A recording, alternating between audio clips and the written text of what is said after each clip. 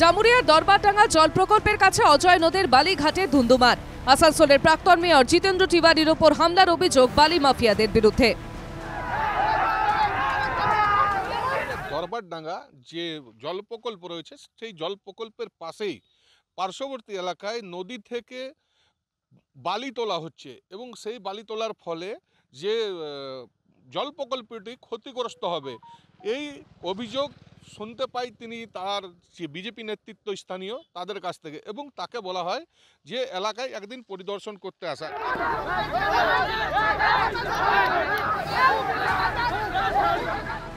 পার্শ্ববর্তী অঞ্চল থেকে এমনভাবে বালি উত্তোলন করা হচ্ছে বলেই অভিযোগ। শুক্রবার সকালে বিজেপি কর্মীদের নিয়ে দরবারডাঙ্গায় অজয় নদে যান জিতেন্দ্র তিওয়ারি। তাকে বালি ঘাটে দেখেই লাঠি উঁচিয়ে তেড়ে আসে বেআইনি বালি কারবারিরা। জিতেন্দ্র তিওয়ারিকে দেখতে পেয়ে বেআইনি বালি কারবারির বেলচা বাঁশ লাঠি উঁচিয়ে তেড়ে আসে। গো ব্যাক স্লোগান দেওয়া হয় জিতেন্দ্রকে ঘিরে। পাল্টা স্লোগান দেয় বিজেপি কর্মীরা। দুপক্ষের স্লোগানে পরিস্থিতি অগ্নিগর্ভ হয়ে ওঠে।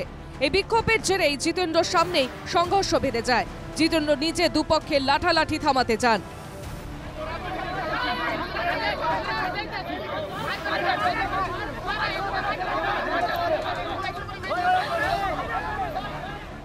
জিতেন্দ্র তিওয়ারির দাবি, কাদের মদতে জল প্রকল্পের পাশে অজয় নদ থেকে বালি পাচার হচ্ছে তা সবাই জানে। তার আশঙ্কা, এভাবে বালি পাচার হলে ক্ষতিগ্রস্ত হবে জল প্রকল্প, ফলে গরমের সময় জল সংকটে পড়বে গোটা জামুরিয়া। নির্ভর করছে যে এখানকার শাসক দল তারা এটা নিয়ে কি স্ট্যান্ড নেয়। তারা যদি তাদের পক্ষে থাকে তাহলে ধরে নিতে হবে যে তারাই তাদেরকে পাঠিয়েছে, আর তারা যদি বলে যে না বেআইনি বালি বন্ধ হওয়া উচিত, জামুরিয়ার মানুষের জল পাওয়া উচিত, জল প্রকল্প ক্ষতি হলে আমাদেরও ক্ষতি, এই ফিলিং যদি থাকে তাহলে ধরে নিতে হবে নেই তাদের সঙ্গে। তৃণমূলের দাবি, আসানসোলে বেআইনি বালি কারবার বন্ধ করে দেওয়া হয়েছে, বালি পাচার হয় না। শাসক দলের অভিযোগ, শান্ত জায়গাকে অশান্ত করতে গিয়েছিলেন জিতেন্দ্র তিওয়ারি। আমরা তো তৃণমূল কংগ্রেসে তো उसको बहुत दिन তো তৃণমূল কংগ্রেসে পাল পোষ के বড় করেছে, হ্যাঁ, পরে তো বিজেপিতে গিয়েছে। তো আমরা জানি না उसका হ্যাবিট কি আছে। ও চর্চাতে থাকতে চাইছে, এই ছেড়ে আর কিছু না।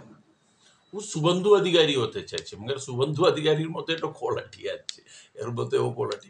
কড়া মুখ্যমন্ত্রীর কড়া নির্দেশ রয়েছে যে যদি অবৈধ বালি কারবারে যদি কেউ জড়িত থাকে তার জন্য পুলিশ প্রশাসনকে ব্যবস্থা নেওয়ার। আসানসোল থেকে সৌমিত্র গাঙ্গুলির সাথে ক্যামেরায় মিলন, NKTV বাংলা।